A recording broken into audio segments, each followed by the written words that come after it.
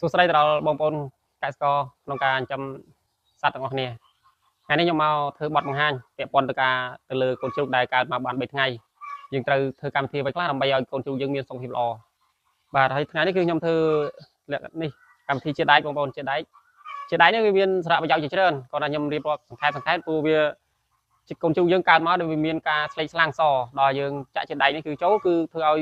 សាច់ជ្រូកយើងហ្នឹងគឺស្បែកជ្រូកយើងធ្វើឲ្យវាចាប់ដើមប្រែពណ៌ទៅជាពណ៌ក្រហមប្រើគឺស្អាតបងប្អូនហ្នឹងហើយគឺបំពេញគ្រាប់ឈាមធ្វើឲ្យកូនជ្រូកយើងវាមាំមួនបាទ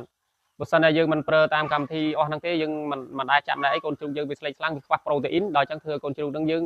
ការលូតលាស់យឺតអញ្ចឹងបានថាអាការចិញ្ចឹមជ្រូកបើយើងដឹងតាមមួយដំណាក់កាលយើងដឹងមានរបបធ្វើកូនជ្រូកយើងពីតូចបាទតាំងពីតូចមកយើងថែរក្សាមិនរីកមិនរុះធ្វើឲ្យសុខភាពល្អដល់អញ្ចឹងធ្វើការលូតលាស់លឿនសិនតែបើជាបងប្អូនចិញ្ចឹមហើយបាទមិនមើលថែកូនជ្រូករាកកូនជ្រូកឈឺបងប្អូនមិនមើលថែជួនកាសធ្វើយូរជារាកយូរទៅជាល្បេះកូនជ្រូកផ្ដាក៏មានជួនកាសបាក់កូនជ្រូកស្គមរីងរៃហើយបើសិនជាចំណីល្អយ៉ាងណាក៏មិនមានការលូតលាស់លឿនដែរបងប្អូនហ្នឹងហើយវាកត្តាចំណីវាល្អមែនគាត់ថាចូលរួមនឹងកត្តាថែទាំពីយើងថែទៀតបានធ្វើឲ្យកូនជ្រូកយើងហ្នឹងវាមានសុខភាពល្អវាយើងចំទៅវាមានការលូតលាស់លឿនយើងចំតិចថែវាបានគីឡូច្រើនអញ្ចឹងបានថាថ្ងៃនេះខ្ញុំធ្វើបទបង្ហាញពាក់ព័ន្ធនឹងការចាក់បាទជាតិដែកនេះទៅដល់កូនជ្រូកហើយវាមានកម្មវិធីប្រហែលថ្ងៃយើងចាក់ម្ដងទៅលើកូនជ្រូកបាទអញ្ចឹងបានថាសារៈប្រយោជន៍ជាច្រើនដែលយើងត្រូវចេះវិធីសាស្ត្រក្នុងការចិញ្ចឹមកូនជ្រូកតាំងពីតូចមកឲ្យដឹងក្បួនខ្នាតទៅយើង